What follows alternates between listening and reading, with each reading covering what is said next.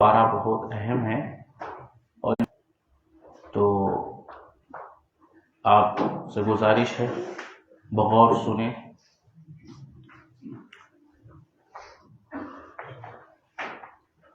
سورہ ہے بنی اسرائیل. شروع ہو رہا ہے سبحان الذي اسرى بعبده ليلا من المسجد الحرام الى المسجد الاقصى الذي باركنا حوله لنريه من آياتنا انه هو السميع البصير. پہلے کہا گیا سبحان الذي. واقعہ کیا بیان ہو رہا ہے؟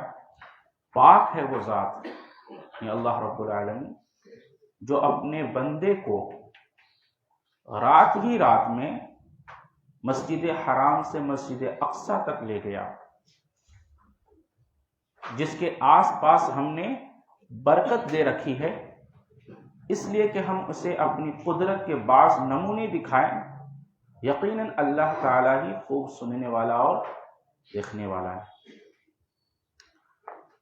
بعض لوگوں نے کہا کہ یہ معراج، اسراء و معراج یہ روحانی ہے، جسمانی نہیں ہے. سوال یہ ہے کہ اگر روحانی ہوتا تو یہاں پہلے سبحان الذی کہنے کی ضرورت نہیں تھی، کیونکہ عرب ہمیشہ سبحان الذی یا سبحان اللہ تب کہا کرتے تھے جب کوئی تعجب کی بات ہو، ناممکن سی بات، عجیب و غریب بات رونما ہو جاتی تو اس پر وہ سبحان اللہ کہتے کہ اللہ پاک ہے.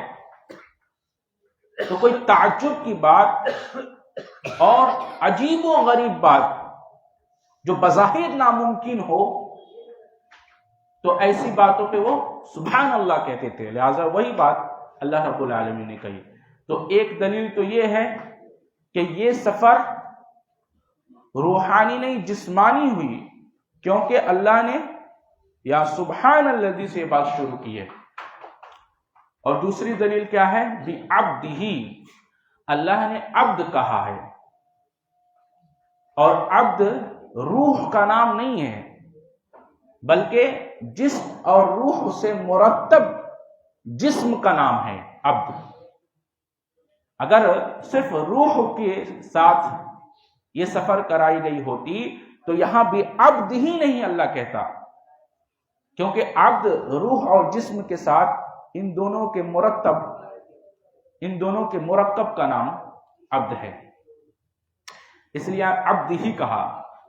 ایک اور بات معلوم ہوئی کہ بندہ جس قدر عبودیت میں اللہ کے آگے بڑھتا جاتا ہے، جس قدر عبادت میں اللہ کی عبادت میں کثرت کرتا جاتا ہے، اتنا ہی زیادہ وہ اللہ کا بندہ بنتا جاتا ہے. اور اللہ کا بندہ بننا یہ باعث اعزاز ہے، باعث عیب نہیں ہے، یہ دھیان رکھا جائے. بعض لوگ جو اس کو باعث عیب تصور کرتے ہیں ان کی فکر اور نہج ہی بالکل باطل ہے، کیونکہ اللہ کا بندہ بننا یہ باعث اعزاز اور باعث شرف کی بات ہے، اور وہ اسی آیت سے آگے معلوم ہوگا انشاءاللہ. تو اللہ نے بعبدہ ہی کہا، ٹھیک ہے. تو اللہ جس کو اپنا بندہ کہہ دے، جس بندے کو اپنی طرف منسوب کر دے کہ یہ میرا بندہ ہے، تو یہ اس کے لیے باعث اعزاز اور باعث شرف اور باعث فضیلت کی بات ہے، نہ کہ اس کے لیے عیب کی بات ہے. اس کے بعد کہا گیا لیلا من المسجد الحرام، راتوں رات مسجد حرام سے الی المسجد الاقصی، مسجد اقصی تک لے جایا گیا. کس سے لے جایا گیا، کیسے گئے، اس کی بڑی لمبی روایات ہے. میں بنیادی مین اور جو اہم باتیں ہیں صرف وہ آپ کے سامنے رکھ رہا ہوں. اگر اسراء و معراج کا پورا واقعہ تفصیل سے ذکر کیا جائے تو کئی گھنٹے لگ جائیں گے، اس لیے آپ جو ہے صرف اصل باتیں، بنیادی باتوں پہ توجہ دیجیے. کس سے لے جایا گیا؟ سواری کیا تھی جانے کی؟ اس سواری کا نام براق تھا. اس سواری کا نام کیا تھا؟ براق. حدیث میں اس کا نام براق ہے. یہ کیسا تھا؟ اس کا رنگ کیسا تھا؟ آپ میں سے کس کو معلوم ہے؟ یہ جو سواری تھی جس کو حدیث میں براق کہا گیا ہے، اس کا رنگ کیسا تھا؟ اس کا رنگ سفید تھا، وائٹ. یہ وائٹ کلر کا براق تھا. حدیث میں اس کا ذکر ہے. اور کتنا بڑا تھا؟ تو گدھے سے تھوڑا بڑا، کھچر سے تھوڑا کم اس کی سائز تھی. رفتار کیا تھی؟ اصل میں براق برق سے ہے، اور برق کس کو کہتے ہیں؟ الیکٹریسٹی. الیکٹریسٹی کو برق کہتے ہیں، اور اس کا نام کیا تھا؟ براق. تو جہاں نظریں اٹھتی تھی وہاں اس کا پہلا قدم. اللہ اکبر. اور چند لمحات میں یہ مسجد حرام سے مسجد اقصی کا سفر طے ہوا. یہ مسجد حرام سے مسجد اقصی کا جو سفر تھا، اس وقت میں کتنا ٹائم لگتا تھا؟ 40 دن. کتنا ٹائم لگتا تھا؟ 40 دن. اور یہ مسجد حرام سے مسجد اقصی کی دوری کتنی ہے؟ 1000 میل. اللہ اکبر. اور گوگل میں نے سرچ کیا تھا تو تقریباً 769 میل آیا تھا. اور ایک جگہ میں نے دیکھا کہ کلومیٹر میں 1200 کچھ کلومیٹر تھا، اور ایک سائڈ میں دیکھا کہ 1400 کچھ کلومیٹر تھا. بہرحال تو یہ اتنی اس کی دوری ہے مکہ سے اور بیت المقدس. بیت المقدس جس کو ہم اور آپ کہتے ہیں، اس کو بنی اسرائیل ہیکل کہتے تھے. ہیکل سلیمانی اس کا نام تھا. اس کو ہیکل کہتے تھے. کس نے بنایا؟ حضرت سلیمان علیہ السلام نے. کب بنایا؟ موسیٰ علیہ السلام کے 500 سال کے بعد، اور حضرت عیسیٰ علیہ السلام کے 1000 سال قبل مسیح یہ تعمیر کیا گیا. اللہ رب العالمین نے اس کا ذکر یہاں کیا. پہلا سفر کیا ہوا؟ زمین سے زمین تک کا سفر، یعنی بیت المقدس، بیت الحرام سے یعنی مکہ سے، اور بیت المقدس جس کو ہم بیت المقدس کہہ دیتے ہیں، اصل میں بیت المقدس ہے. تو وہاں سے وہاں تک کا سفر یہ جو ہوا، اس کی دوری آپ جان لیے. اس سفر کو کہتے کیا ہیں؟ اسی کو کہا گیا ہے یہاں اسرا، سیر کرنا. ایک دلیل یہ بھی ہے، یہ لفظ بھی ہے کہ نبی کو جسم اور روح کے ساتھ یہ سفر ہوا، کیونکہ سیر یہ صرف روح کے معنی میں، روح اگر کہیں چلی جائے تو اس میں سیر کا معنی نہیں لیا جاتا. جسم کے ساتھ یہ کرایا گیا، تبھی یہ اسرا کا لفظ آیا گیا. تو یہ سیر کرایا اللہ رب العالمین نے. یہ بیت المقدس سے، بیت الحرام سے بیت المقدس تک کا سفر کو اسرا کہتے ہیں. اور یہ بیت المقدس سے جو آسمان تک کا جو سفر ہوا، اس کو معراج کہتے ہیں. اسی سے ہم کہتے ہیں اسراء و معراج. تو یہ جو سفر ہے زمین سے زمین تک، یعنی کہ مکہ سے اور بیت المقدس تک کا جو سفر ہے، اس کو اسرا کہا جاتا ہے. یہی سفر کو اسرا یہاں اللہ نے ذکر کیا ہے. اور یہاں سے جو آسمان کا سفر ہوا ہے، اس کو کیا کہتے ہیں؟ معراج. کیا ہوا تھا اس سفر میں؟ ہوا یہ تھا کہ حضرت جبریل امین آئے اور رسول اللہ صلی اللہ علیہ وسلم کو اس براق نامی سواری پر لے گئے. اور اللہ فرما رہا ہے کہ ہم وَهُوَ السَّمِيعُ الْبَصِيرُ. یہاں کہا گیا ہے، مفسر لکھتے ہیں یہ جو ہم سفر کرا رہے ہیں آپ کو، تو ہم سن بھی رہے ہیں اور ہم دیکھ بھی رہے ہیں. گویا کہ پورا کا پورا سفر اللہ رب العالمین کی سماعت اور بصارت کے پیش نظر ہو رہا تھا. اور ایک ایسی سواری پر اور ایسے پائلٹ کے ساتھ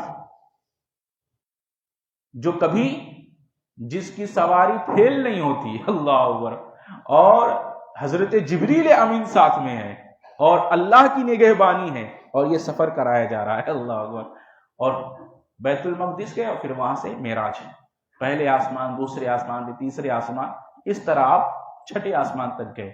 وہاں ایک پیڑ ہے جس کو سدرا کہتے، بیری کا درخت، تو اس کی جڑیں چھٹے آسمان پر ہے اور اس کی جو ٹہنیاں ہیں وہ 7ویں آسمان تک لگتی ہیں، اور اس کے جو پتیاں ہیں جیسے ہاتھی کے کان، اور اس کے جو پھل ہیں جیسے مٹکے۔ کہتے ہیں کہ یہیں پر آسمان سے آنے والی چیز یہاں رک جاتی ہے اور یہاں سے پھر جبریل امین لے کر اترتے ہیں، اور اوپر سے چڑھنے والی چیزیں یہیں رک جاتی ہیں، چھوڑ دی جاتی ہیں، اور یہاں سے پھر اللہ تک پہنچ جاتی ہیں، اللہ اکبر۔ یہ آخری چھوڑ ہے، آپ پہنچ گئے۔ جب آپ وہاں پہنچے ہیں، یہاں تک کہ حجابات میں اللہ رب العالمین سے کلام ہوا، اور پھر وہاں آپ کو 3 چیزیں، 3 تحفے دیے گئے۔ کیا تحفہ یاد ہے کسی کو؟ کیا کیا ملے تھے؟ نمبر 1 کیا ہے بتائیے آپ؟ نماز۔ کتنے وقت کی ہے؟ 50 وقت کی۔ دوسری کیا ہے بتائیے؟ سورہ بقرہ کی آخری 2 آیتیں، یہ دوسری۔ اور تیسری کیا ہے بتائیے؟ تیسری ہے کہ اس امت میں سے جو اس حال میں مرا کہ اس نے شرک نہیں کیا تھا تو اللہ اسے بخش دے گا۔ صحیح مسلم کی روایت ہے، حدیث نمبر 431، 431 نمبر کی روایت ہے۔ تو یہ 3 تحفے اللہ رب العالمین نے رسول اللہ صلی اللہ علیہ وسلم کو عطا فرمائے، لے کر لوٹ رہے تھے۔ اچھا، کہاں تک گئے تھے؟ تو ایک روایت کے مطابق آپ صلی اللہ علیہ وسلم فرمایا کہ میں جب وہاں تھا تو میں نے قلموں کے چلنے کی سرسراہٹ سنی، اللہ اکبر۔ کہاں تک آپ پہنچے؟ قلم چل رہے تھے، تو آپ فرماتے میں نے قلموں کے چلنے کی سرسراہٹ سنی، آپ وہاں تک گئے ہیں، اللہ اکبر۔ تو وہاں سے آپ لے کر لوٹے، ملاقات ہوئی حضرت موسیٰ علیہ السلام سے۔ کہا کہ ارے ہماری امت کا، مجھے اپنی امت کا بڑا تلخ تجربہ ہے، 50 وقت کی نماز لے کر آپ آ گئے، ارے جائیے کم کرائیے، آپ کی امت یہ 50 وقت کی نماز نہیں پڑھ سکتی ہے۔ حضرت موسیٰ کا بڑا احسان ہے، کہا کم کرائیے، جائیے۔ اسی وجہ سے دیکھتے ہیں کہ اب بار بار اللہ کے رسول صلی اللہ علیہ وسلم کیا کہتے ہیں کہ موسیٰ بھی آ جائے، تو آج ان کو بھی میری اتباع کے بغیر چارہ نہیں۔ آپ حوالہ دیکھیں گے جگہ جگہ پر بنی اسرائیل اور موسیٰ علیہ السلام کا حوالہ قرآن اور حدیث میں دیا جاتا ہے، تو موسیٰ علیہ السلام کا بڑا ربط ہے ہم سے۔ تو دیکھیے موسیٰ علیہ السلام نے کہا ارے جائیے آپ کم کروائیے، گئے ہیں پھر آئے، پھر گئے پھر آئے، پھر گئے پھر آئے، یہاں تک کہ کتنے وقت کی نماز ہو گئی؟ 5۔ وہ جو 50 تھا وہ 0 ہٹ گیا، صرف کیا بچا؟ 5۔ اب پھر بھیج رہے تھے موسیٰ علیہ السلام، ارے جائیے ابھی بھی بہت ہے۔ صحیح کہہ رہے تھے غلط کہہ رہے تھے؟ صحیح کہہ رہے تھے، کیونکہ اپنی قوم کو جھیل چکے تھے۔ کیسی جاہل قوم تھی وہ، ابھی ان کا بھی ذکر آئے گا، آگے آ رہا ہے، وہ بھی بڑی زبردست ہے، وہ سن کر جائے گا، بہت تھوڑا سا وقت لگے گا لیکن اس کو شاید کبھی سنا ہو، بہت بہترین ہے۔ تو کہتے ارے اور جائیے، لیکن اللہ کے رسول صلی اللہ علیہ وسلم فرمایا، کہا کہ اب مجھے میرے رب کے پاس جانے میں حیا آتی ہے، میں اب نہیں جاتا۔ وہ واپس لوٹ گئے، لیکن اللہ رب العالمین نے فرمایا اللہ کا فیصلہ کبھی ٹلتا نہیں ہے، جو حکم ہوا ثواب وہی ملے گا، گرچہ آپ کی امت کتنے وقت کی پڑھے گی؟ 5 وقت کی، لیکن ثواب کتنا ملے گا؟ 50 وقت کا۔ آپ 5 وقت کی نماز پڑھتے ہیں اور ثواب کتنا دیا جاتا ہے؟ 50 وقت کا۔ کیا اس سے بھی زیادہ کوئی رحمت کی بات اور ہمارے لیے فضل کی بات ہو سکتی ہے اللہ کی طرف سے، کہ اللہ رب العالمین 1 کا 10 دے رہا ہے، 1 وقت کی نماز پڑھو اور 10 وقت کی نماز کا ثواب، اور 5 پڑھو تو 50 مل رہا ہے۔ اللہ، اس سے بہتر اور کیا سودا ہو سکتا ہے؟ اور اسی سے ہے کہ آپ ایک نیکی کرتے ہیں تو کتنا ملتا ہے؟ 10 نیکیاں ملتی ہیں۔ اللہ اکبر۔ تو اب یہ چلے آئے ہیں، جیسے یہ آئے ہیں تو جتنے مشرکین تھے اور یہ لوگ تھے، ان لوگوں نے کہا ایسا کیسے ہو سکتا ہے کہ آپ گئے اور وہاں سے وہاں چلے گئے اور وہاں آپ نے اللہ تبارک و تعالیٰ نے جنت بھی دکھا دی اور جہنم بھی دکھا دی اور لوگوں کے حالات بھی دکھا دیے، ایسا کیسے ہو سکتا ہے؟ تو لوگوں نے کچھ سوال کرنے شروع کر دیے کہ اگر آپ گئے ہیں تو بتائیے وہاں کیا کیا چیزیں ہیں، کیسی کیسی ہیں۔ بہرحال آپ نے جو ہے ان کو چیزیں بتانی شروع کی، یہاں تک کہ آپ ان چیزوں میں شبہے میں پڑے تو وہ تصویر آپ کے سامنے آ گئی اور پھر آپ نے دیکھ دیکھ کر بتا دیا۔ یہ بھی حدیث سے ثابت ہے۔ ہوا کیا پھر آگے؟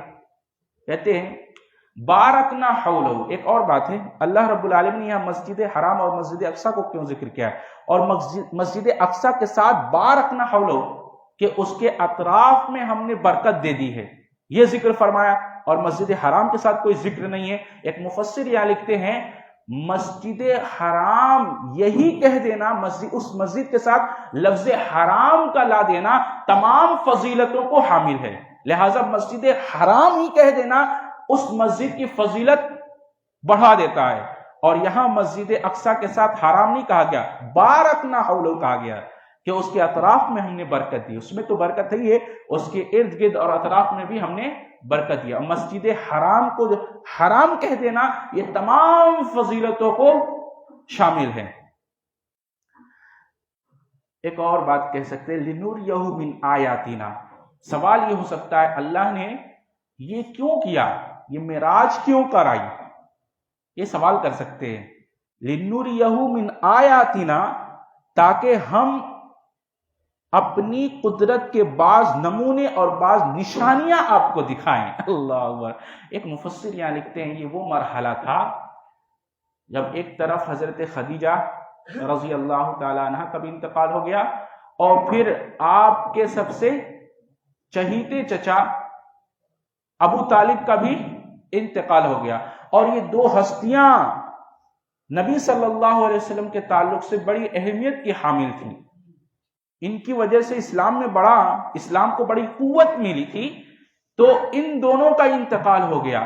اللہ رب العالمین نے بطور آپ کی تسکین کے لیے اسراء و معراج کرایا ہے۔ اللہ، پھر آپ نے اللہ کی قدرت دیکھیے، نشانیاں دیکھیے اور ایسی ایسی چیزیں دیکھی ہیں جو ہم اور آپ تصور نہیں کر سکتے۔ اسراء و معراج ایک بہت بڑا واقعہ ہے اور اس کے اندر جتنی چیزیں ہوئی ہیں وہ سب کی سب، ساری کی ساری چیزیں یہ معجزانہ ہیں، یہ نبی صلی اللہ علیہ وسلم کا اعجاز ہے، یہ کسی اور کو نہیں ہوئی۔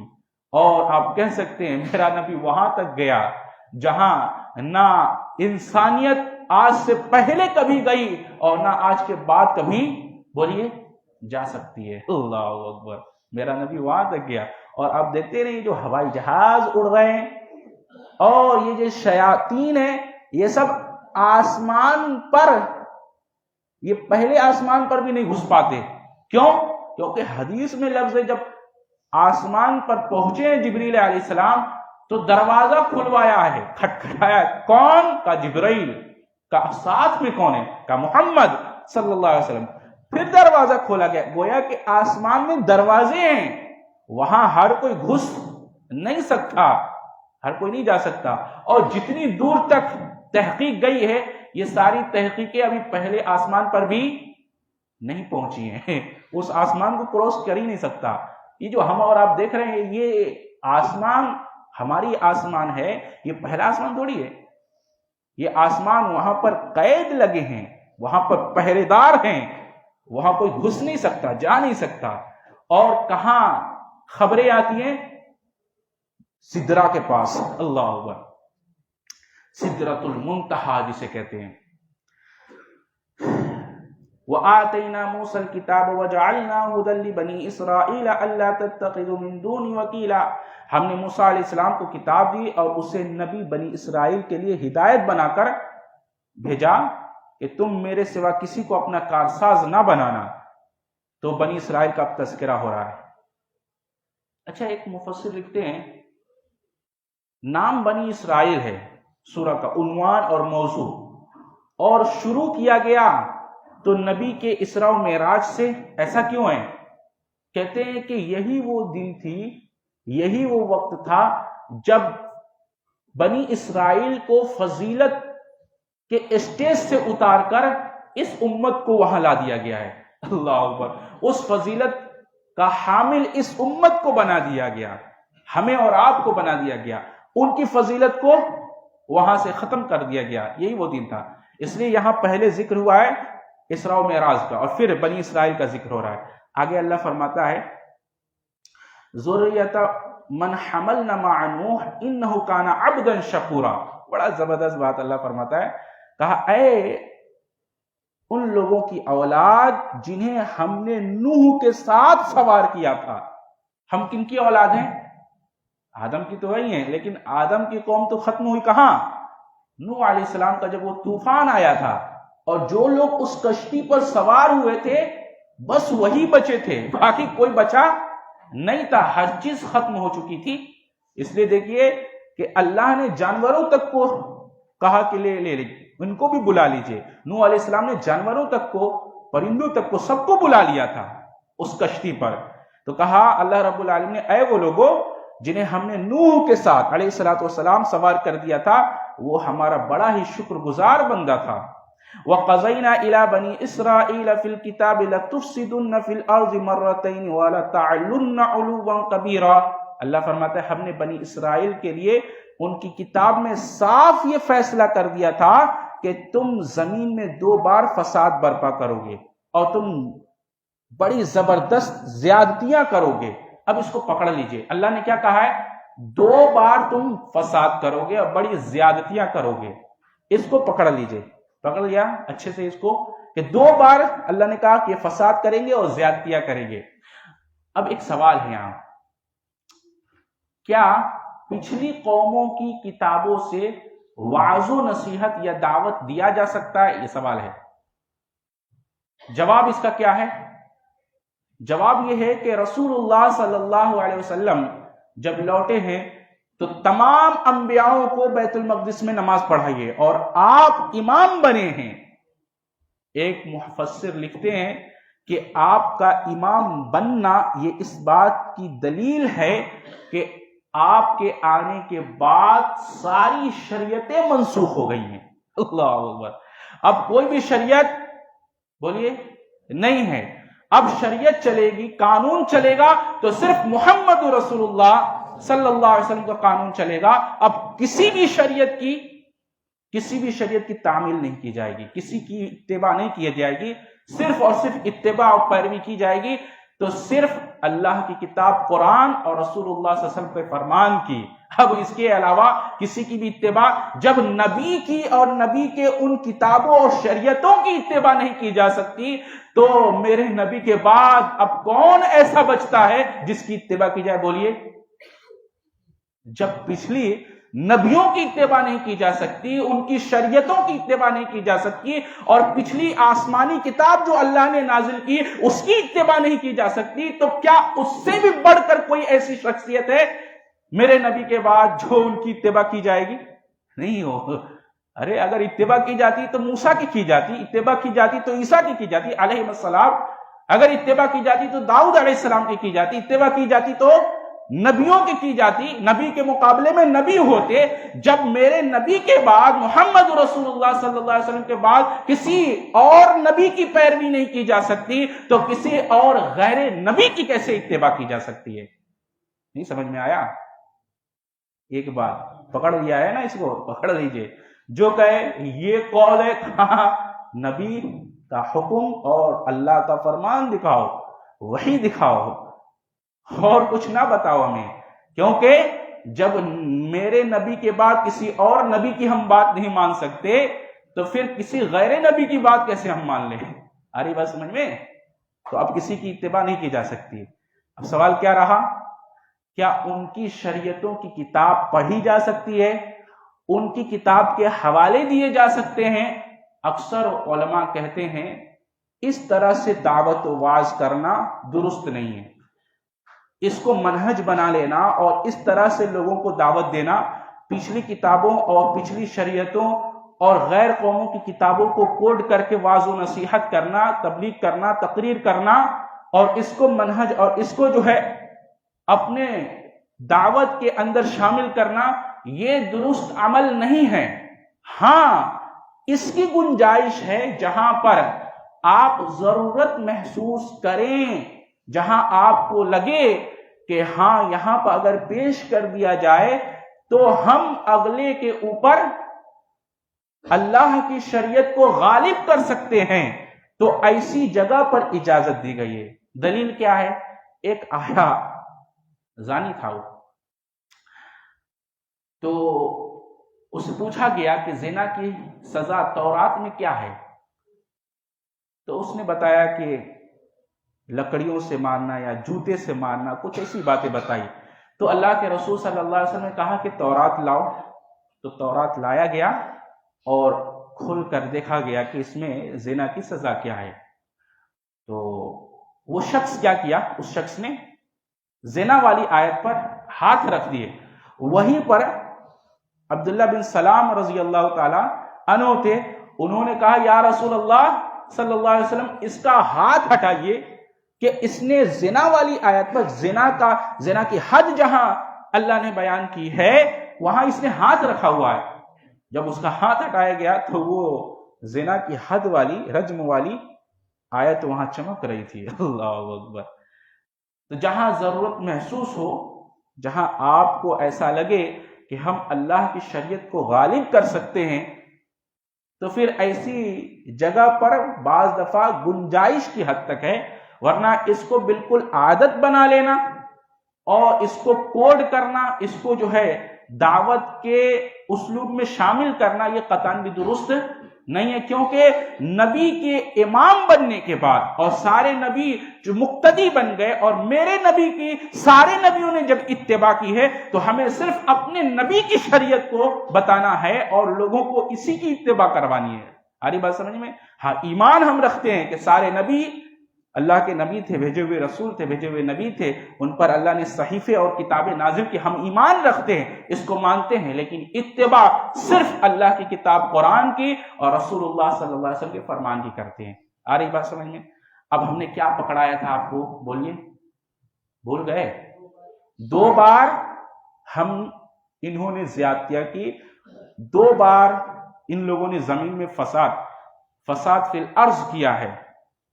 اب یہ 2 بار کب کب کیا ہے وہ سن لیجئے۔ ایک تو انہوں نے فساد فی الارض تب کیا بنی اسرائیل میں جب ان کے اندر بڑے پیمانے پر اخلاقی اور عملی بگاڑ پیدا ہوا۔ عقائد کا بگاڑ یہ ہوا کہ انہوں نے شرک کرنے لگے، یہ شرک ان کے عقائد میں داخل ہو گیا، شرک کے مرتکب بنے، یہاں تک کہ یہ حضرت عزیر علیہ السلام کو اللہ کا بیٹا کہنا شروع کر دیا، نعوذ باللہ ثم نعوذ باللہ۔ تو پہلا بگاڑ یہ تھا کہ انہوں نے شرک کیا، اور پھر اخلاقی اور عملی بگاڑ ان کے اندر زبردست طریقے سے رونما ہوا جب یہودیوں نے یشعیاہ ایک نبی ان کے وقت میں گزرے، ان کو اور یرمیاہ یہ بھی نبی تھے، ان دونوں نبیوں کو قید کیا اور ان دونوں نبیوں کو ان لوگوں نے قتل کیا، اور اللہ کی اتاری ہوئی کتاب تورات کے احکام کی خلاف ورزی کی اور گناہ اور معصیت کا ارتکاب کر کے فساد فی الارض کے یہ مجرم بنے۔ جب فساد فی الارض کیا، زمین میں انہوں نے فساد مچایا، اور زمین کتنا بڑا یہ گناہ ہے، اور کیسی بدبخت قوم یہ تھی جو اپنے وقت کے نبی کو یہ قتل کر ڈالتی، نبیوں کو انہوں نے قتل کر دیا۔ یہ کتنا بڑا فساد ہے، انسان تصور نہیں کر سکتا ہے، یہ کتنا بڑا گناہ ہے کہ نبی کو قتل کر دیا ہے ان لوگوں نے۔ تو ان لوگوں نے زمین میں فساد فی الارض کیا، اور فساد فی الارض سے مراد اللہ کی توحید اور اس کی شریعت سے بغاوت ہے۔ تو اللہ نے کیا کیا؟ ان کے اوپر اس وقت کا ایک بہت بڑا بادشاہ بخت نصر نے اس کو قبل مسیح 586 مسیح سلطنت یہود پر حملہ کیا اور یہود کے مرکز یروشلم کو پوری طرح سے تباہ و برباد کر دیا، اس کی اینٹ سے اینٹ بچا دی اور ان کو اس مسجد کو زمین بوس کر دیا۔ اب ایک سوال کر سکتے ہیں یہاں کہ یہ تو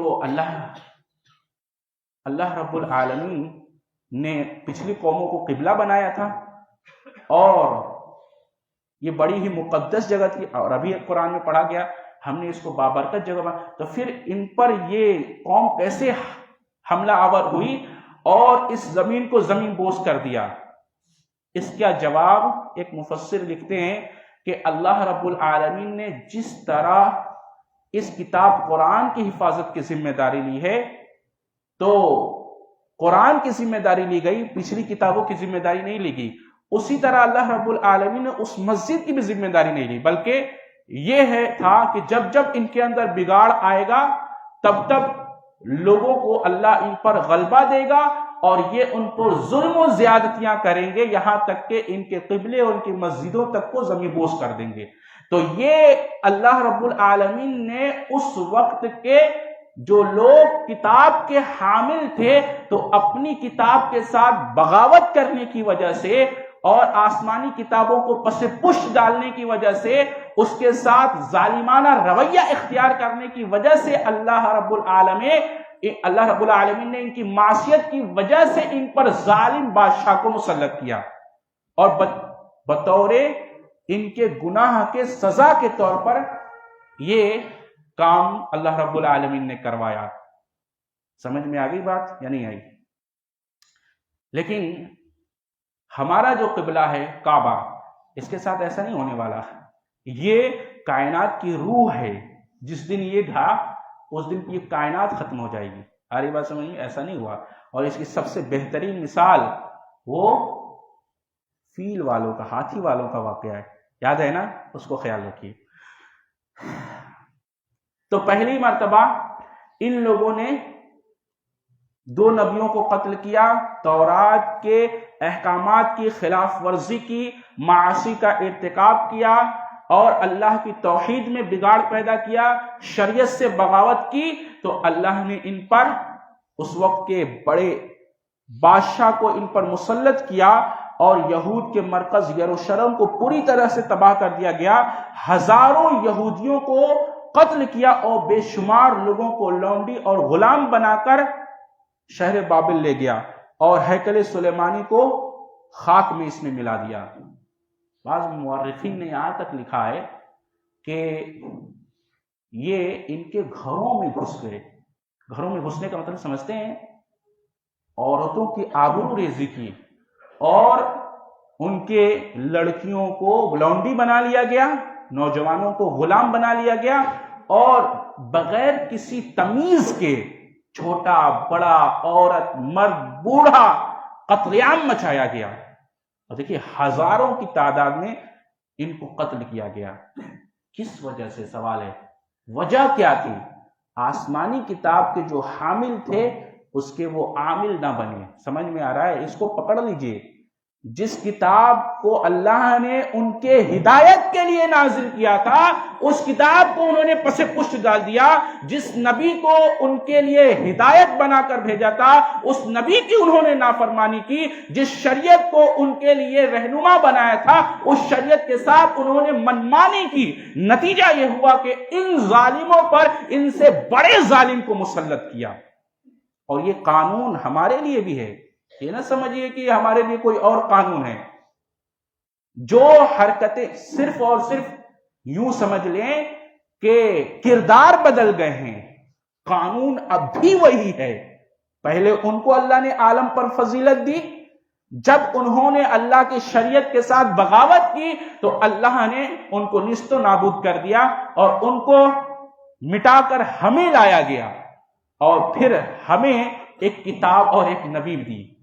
اللہ رب العالمین نے ہمارے نبی آخری نبی محمد رسول اللہ صلی اللہ علیہ وسلم کو بھیجا اور آخری کتاب قرآن کو نازل کیا۔ یہ کس کے لیے ہے؟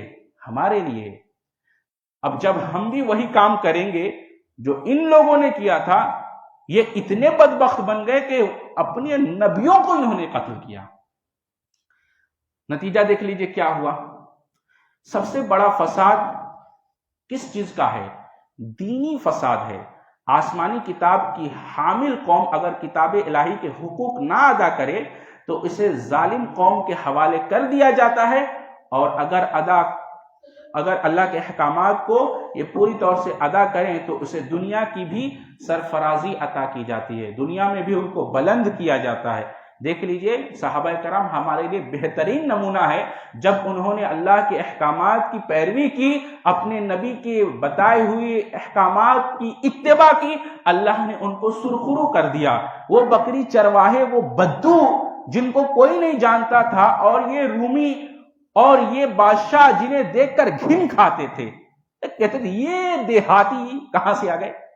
ان کو بڑی ذلت کی نظروں سے دیکھتے تھے. ان کا کہیں وقار نہیں تھا، کہیں عزت نہیں تھی. لیکن اس کتاب کے نازل ہونے کے بعد، اس کتاب کے وہ حامل بننے کے بعد، جو ان کو ذلیل سمجھتے تھے، اللہ نے ان کی گردنوں، ان کے خزانوں کا مالک بنا دیا. سمجھ میں آ رہا ہے نہیں آ رہا؟ دوسرا فساد، دوسرے بڑے بگاڑ، اجتماعی بگاڑ، اور اس کے نتیجے میں ہونے والی دوسری بڑی تباہی کی طرف اشارہ ہے. یہودی حکمراں نے ایک رقاصہ کی فرمائش پر، رقاصہ سمجھتے ہیں؟ ڈانسر، ایک ڈانسر کی فرمائش پر حضرت یحییٰ علیہ السلام کا سر قلم کر کے ان کی نظر کیا. ایک ڈانسر کے کہنے پر اتنے بڑے نبی کا سر قلم کر دیا گیا اور وقت کے بادشاہ کے سامنے پیش کیا گیا. اللہ اکبر، انا للہ و انا الیہ راجعون. کتنی بخت تھی یہ قوم. تو سر قلم کر کے ان کی نظر کیا. زکریا علیہ السلام کو قتل کیا. کس کو قتل کیا؟ زکریا علیہ السلام کو قتل کیا. یحییٰ علیہ السلام کا سر قلم کیا، اور حضرت عیسیٰ علیہ السلام کے قتل. اچھا یہاں رک جائیے. یہ تو پہلی دفعہ ہوا کہ جب انہوں نے ان دو نبیوں کو قتل کر دیا، اور بخت نصر نے ان لوگوں کو لونڈی بنا کر لے گیا، غلام بنا کر لے گیا. کہاں؟ شہر بابل. تو اس کے بعد ایران کا ایک بادشاہ اٹھا اور اس نے شہر بابل پہ حملہ کیا، اور وہاں اس وقت میں جو بچے کچے لوگ تھے یہودی، پھر ان کو یروشلم میں آباد کیا لا کر. اور یہ قوم پھر اللہ رب العالمین فرماتا ہے ہم نے ان کو خوب نعمتوں میں پالا بڑھایا. پھر سے یہ قوم آباد ہو گئی، اور پھر سے یہ قوم پھلنے پھولنے لگی. ہر طرح کی نعمتوں کی اللہ نے ان پر فراوانی کر دی. کیوں؟ جب یہ غلام بنا کر گئے تھے تو پھر انہوں نے بڑی اللہ رب العالمین سے توبہ استغفار کی، رویا، گڑ گڑایا. تو اللہ رب العالمین نے شہر ایران سے ایک بادشاہ کو، سائرس نامی ایک بادشاہ کو شہر بابل پہ حملہ کیا، اور اس نے ان یہودیوں کو جو بچے کچے تھے پھر سے یروشلم میں آباد. یروشلم کہہ رہے تو سمجھ میں آ رہا ہے نا؟ یروشلم میں یعنی آج جو بیت المقدس ہے، یہاں پر اس نے پھر سے یہ دوہری دفعہ، دوسری بار یہ لوگ آباد ہو گئے، اور پھر اللہ نے ان کو فراوانی دی. پھر سے ان پر برکتیں اور رحمتوں کی نزول ہوا، اور یہ پھلنے پھولنے لگے، اور اللہ نے طاقت دی اور ہر طرح کی آسائش دی. پھر کیا ہوا؟ پھر سے اب دوسری بار انہوں نے کیا فساد کیا؟ دیکھیے دوسری بار بڑا بگاڑ ان کے اندر اجتماعی طور پہ ہوا. اس کے نتیجے میں ہونے والی دوسری بڑی تباہی کی طرف اللہ نے یہاں اشارہ کیا کہ یہودی حکمران نے ایک رقاصہ کی فرمائش پر، ڈانسر کے فرمائش پر حضرت یحییٰ علیہ السلام کا سر قلم کر کے ان کی نظر کیا، اور زکریا علیہ السلام کو قتل کیا، اور حضرت عیسیٰ علیہ السلام کے قتل کا منصوبہ بنایا. تو سن 70 یعنی رفع مسیح کے 70 سال بعد رومی بادشاہ ٹیٹس، بعض لوگوں نے اس کو ٹائٹس بھی کہا ہے، تو ٹیٹس نے بیت المقدس پر حملہ کیا. تقریباً 1,23,000 آدمیوں کو اس نے قتل کیا. کتنے؟ 1,23,000. یہ دوسری دفعہ ہے، پہلی دفعہ تو ہو چکا. تو ایران کے بادشاہ نے بابل پر حملہ کیا تھا اور دوسری بار بسا دیا تھا، لیکن یہ روش ان لوگوں نے جو پہلے کیا تھا، دو نبیوں کو قتل کیا تھا، اسی طرح بعد میں جب یہ پھلے پھولے تو ایک رقاصہ اور ڈانسر کے کہنے پر انہوں نے پھر وقت کے نبیوں کو قتل کیا، حضرت زکریا، حضرت یحییٰ اور عیسیٰ علیہ السلام کو قتل کرنے کے در پر تھے، ان کا منصوبہ یہ بنانے لگے۔ پھر کیا ہوا؟ اللہ رب العالمین نے اس وقت میں بادشاہ، رومی بادشاہ ٹیٹس نے بیت المقدس پر حملہ کیا، تقریباً 1,23,000 آدمیوں کو اس نے قتل کیا اور تقریباً 72,000 لوگوں کو اس نے غلام بنا لیا۔ تو یہ دوسری بار اللہ نے ان پر، ظالم بادشاہ کو اللہ رب العالمین نے ان پر جو ہے غلبہ دیا۔ اسرا کے سیاق میں بنی اسرائیل کا یہ قصہ جو ہے بیان کرنے کا مقصد یہ ہے کہ مسلمان بھی اس ضابطۂ الہی سے مستثنا نہیں ہے، الگ نہیں ہے۔ اگر وہ بھی اللہ اس کے رسول کی اطاعت سے انحراف کریں گے تو ظالموں کو ان پر بھی مسلط کیا جائے گا، جن کے ہاتھوں ان کی مساجد کی بے حرمتی ہوگی، ان کے گھروں میں لوگ گھس کر ان کو قتل اور غارت گیری کریں گے، یہاں تک کہ مساجد کو بھی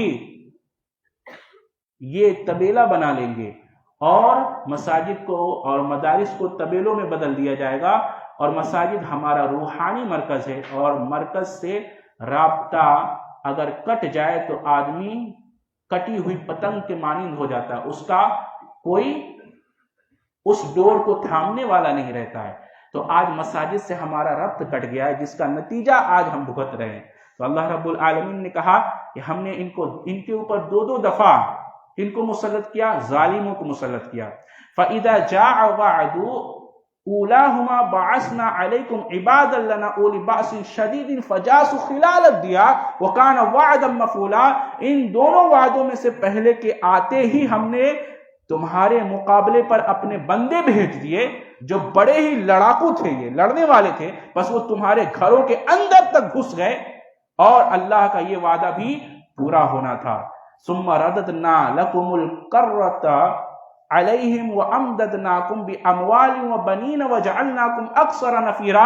پھر ہم نے ان پر تمہارا غلبہ دیے، ہم نے پھر ان پر تمہارا غلبہ دے کر تمہارے دن پھیرے اور مال اور اولاد سے تمہاری مدد کی اور تمہیں بڑے جماعت میں بنا دیا۔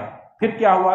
ان احسنتم لانفسکم، کہ اگر تم اچھے کام کرتے ہو تو اچھے کام کا بدلہ، احسن کا بدلہ احسن ہی ہے، اور آگے کہا جا رہا ہے لِأَنفُسِكُمْ، اور اگر برا کرتے ہو تو تمہارے لیے، اچھا لِأَنفُسِكُمْ یہ تمہارے نفس کے لیے، یعنی جو تم اچھا کام کر رہے ہو یہ اچھا کام تمہارے اپنے ہی نفس کے لیے ہے۔ سمجھ میں آیا؟ اچھا احسنتم کو 2 بار ریپیٹ کیا گیا، اور آگے کہ دیکھیے اللہ کہتا ہے وَإِنْ أَسَأْتُمْ فَلَهَا، اور برا کرتے ہو تو وہ بھی تمہارے لیے۔ تو اساتم کو 1 بار کہا گیا، احسنتم کو 2 بار۔ ایک مفسر کہتے ہیں کہ اچھی بات کو بار بار ذکر کرنا چاہیے اور بری بات کو بار بار ذکر نہیں کرنا چاہیے۔ ہمارے اندر الٹی عادت ہے، اچھی چیزیں نہیں بولتے اور بری باتیں لوگوں کی بیان کرتے رہتے ہیں، اور 1 بار نہیں بار بار کرتے رہتے ہیں۔ نہیں ہے ایسا۔ اللہ یہاں کہتا ہے کہ احسنتم، مفسر کیا کہہ رہے ہیں؟ دیکھو اچھی بات کو بار بار ریپیٹ کرو، کسی کی اچھائی ہے تو بار بار کہو، بار بار بیان کرو، لیکن کسی کی برائی ہے تو اس کو بار بار بیان نہ کرو۔ لیکن ہمارے اندر الٹی عادت ہے۔ آگے دیکھیں فَإِذَا جَاءَ وَعْدُ الْآخِرَةِ لِيَسُوءُوا وُجُوهَكُمْ وَلِيَدْخُلُوا الْمَسْجِدَ كَمَا دَخَلُوهُ أَوَّلَ مَرَّةٍ وَلِيُتَبِّرُوا مَا عَلَوْا تَتْبِيرًا۔ اگر تم نے اچھے کام کیے تو خود اپنے لیے، اپنے فائدے کے لیے، اور اگر تم نے برائیاں کی تو بھی وہ تمہارے لیے ہیں۔ پھر جب دوسرے وعدے کا وقت آیا تو ہم نے دوسرے بندوں کو تم پر بھیج دیا تاکہ وہ تمہارے چہرے بگاڑ دیں، اور پہلی دفعہ کی طرح پھر اسی طرح اسی مسجد میں گھس جائیں اور جس چیز پر وہ قابو پائیں سب کو توڑ پھوڑ ڈالیں۔ تو یہ جو دوسری مرتبہ ہوا یہ اسی کا ذکر ہے۔ میں نے دونوں مرتبہ کا ذکر کر دیا، 2 مرتبہ ان پر اللہ نے ظالموں کو مسلط کیا، اور دونوں مرتبہ ان لوگوں نے کیا کیا تھا؟ اللہ کی کتاب کی خلاف ورزی کی اور اپنے وقت کے نبیوں کو قتل کیا۔ عَسَىٰ رَبُّكُمْ أَن يَرْحَمَكُمْ، امید ہے کہ تمہارا رب تم پر رحم کرے۔ وَإِنْ عُدْتُمْ عُدْنَا وَجَعَلْنَا جَهَنَّمَ لِلْكَافِرِينَ حَصِيرًا، اگر تم پھر بھی وہی کرنے لگو، غور سے سنیے، اللہ کہتا ہے اگر پھر تم وہی کرنے لگو تو پھر ہم دوبارہ ایسا ہی کریں گے. سمجھ میں آ رہا ہے؟ ہم نہیں کہہ رہے ہیں، ہم اسے پڑھ کے بتا رہے ہیں. آپ چاہو تو جا کے پڑھ لو. سورہ بنی اسرائیل آیت نمبر 8 ہے. عسیٰ ربکم ان یرحمکم، امید ہے کہ تمہارا رب تم پر رحم کرے. رحم کب کرے؟ جب اللہ کے احکامات کی اتباع کرو گے، اپنے نبی کی اتباع کرو گے. ہاں اب آگے اللہ کہہ رہا ہے اگر تم پھر بھی وہی کرو گے، وَإِنْ عُدْتُمْ عُدْنَا، پھر تم وہی کرو گے تو پھر ہم ایسا ہی دوبارہ کریں گے. سمجھ میں آیا؟ وَجَعَلْنَا جَهَنَّمَ لِلْكَافِرِينَ حَصِيرًا، اور ہم نے منکروں کا قید خانہ جہنم بنا دیا ہے. إِنَّ هَذَا الْقُرْآنَ يَهْدِي لِلَّتِي هِيَ أَقْوَمُ، یقیناً یہ قرآن وہ راستہ دکھاتا ہے جو بہت ہی سیدھا ہے، اور ایمان والوں کو جو نیک اعمال کرتے ہیں اس بات کی خوشخبری دیتا ہے کہ ان کے لیے بہت بڑا اجر ہے. ایک مفسر لکھتے ہیں یہ سارا واقعہ اللہ ذکر کرنے کے بعد اللہ نے قرآن کی عظمت کیوں بتائی ہے، قرآن کی اتارنے کا اللہ نے مقصد کیوں بتایا ہے. ارے بات سمجھ میں؟ کیوں؟ کیونکہ ان لوگوں نے بھی اللہ کی اتاری ہوئی کتاب کی خلاف ورزی کی، تو نتیجہ کیا ہوا؟ اللہ نے ظالم کو مسلط کیا. تو اللہ کہتا ہے وَإِنَّ هَذَا الْقُرْآنَ يَهْدِي لِلَّتِي هِيَ أَقْوَمُ، یقیناً یہ قرآن وہ راستہ دکھاتا ہے جو بہت ہی سیدھا، اور ایمان والوں کو جو نیک اعمال کرتے ہیں اس بات کی خوشخبری دیتا ہے کہ ان کے لیے بہت بڑا اجر ہے. اللہ اکبر. تو ایمان والوں کو کس کی اتباع کرنی چاہیے؟ اسی کتاب کی. اچھا یہ کتاب کہاں سے آئی ہے؟ اللہ کی طرف سے، اوپر سے آئی ہے. تو جو اس کتاب کو پکڑے گا تو کہاں جائے گا؟ اللہ اس کو بلند کرے گا، اور جو اس بلندی کو چھوڑ دے گا وہ کہاں جائے گا؟ وہ پستی میں جائے گا. اور اللہ کے رسول صلی اللہ علیہ وسلم نے فرمایا ان هذا الكتاب اقواما ويضع به آخرین. ان هذا الكتاب، اللہ کہتا ہے، اللہ کے رسول صلی اللہ علیہ وسلم نے فرمایا کہ یہ ایسی کتاب ہے جس کے ذریعے اللہ لوگوں کو بلند کرتا ہے. ان هذا القرآن، اللہ اس قرآن کے ذریعے لوگوں کو بلند کرتا ہے، اور اسی کتاب کے ذریعے لوگوں کو ذلیل بھی کرتا ہے. تو بلند کون ہوں گے؟ جو اس کتاب کو پکڑ لیں گے، اور چھوڑیں گے جو اللہ اس کے ذریعے اس کتاب کو پھر ذلیل کرے گا. اور اللہ کے رسول صلی اللہ علیہ وسلم قیامت کے دن کہیں گے اللہ رب العالمین سے وقال الرسول یا ربی، اللہ کے رسول صلی اللہ علیہ وسلم فرمائیں گے اے میرے رب، ان قوم اتخذوا هذا القرآن مہجورا، یہ میری قوم اس نے کتاب قرآن کو چھوڑ دیا تھا. چھوڑنے سے مراد سمجھ میں آتے ہیں، حامل تو بن گئے ہیں، ایمان والے کہہ رہے ہیں زبان سے، لیکن جن جن باتوں پر اللہ رب العالمین نے ایمان لانے کا حکم دیا ہے ہم اس کی نافرمانی کر رہے ہیں. بھائی سود کیا ہے؟ اللہ نے حرام کیا کتاب میں؟ یہ نہیں کیا. رشوت کیا ہے؟ چغل خوری کیا ہے؟ غیبت کیا ہے؟ کسی کا ناحق مال ہڑپنا کیا ہے؟ ناحق باطل طریقے سے مال کھانا کیا ہے؟ اللہ نے قرآن میں ان چیزوں کو منع کیا نہیں کیا. ناحق کسی کا قتل کرنا کیا ہے؟ زنا کرنا کیا ہے؟ فحش گوئی کرنا اور فحاشی کرنا کیا ہے؟ یہ ساری چیزیں فہرست ہے حرام کی جو اللہ نے قرآن میں ذکر کر دی، بتا دی ہیں، ہم اور آپ پڑھ رہے ہیں. لیکن جن جن چیزوں سے روکا اور اللہ نے کتاب میں منع کیا ہے وہی اعمال ہم کر رہے ہیں، وہی اعمال. تو جس روش پر ہماری پہلی قوم، ہم سے پہلی قوم چلی تھی اور اللہ کی نافرمانی کی تھی، تو اللہ نے ظالموں کو ان پر مسلط کر کے عذاب دیا. وہی کام آج ہم عمل کر رہے ہیں. لیکن اللہ کی رحمت جو بچے ہوئے ہیں، یہ اللہ کی قانون امہال سمجھیے، یہ اللہ نے ڈھیل دے رکھی ہے، ابھی ڈھیل دے رہا ہے. جس دن پکڑے گا اللہ، اس دن ہم اور آپ کو ہوش سنبھالنے کا وقت نہیں ملے گا. اس لیے اللہ سے توبہ کیجئے، پلٹیے اللہ کی طرف، لوٹیے اللہ کی طرف. ٹو ٹرن، پلٹ جائیے، لوٹ جائیے اللہ کی طرف کہ اللہ اب بس ہو گیا، ہم نے اپنی زندگی اپنی منمانی طریقے سے اب تک جی لی، لیکن اب سے ہماری زندگی اے میرے رب تیری رضا کے لیے گزرے گی انشاءاللہ. اللہ سے دعا ہے اللہ ہمیں اچھی سمجھ، اچھے عمل کی توفیق عطا فرمائے. سبحانک اللہم و بحمدک، اشہد ان لا الہ الا انت.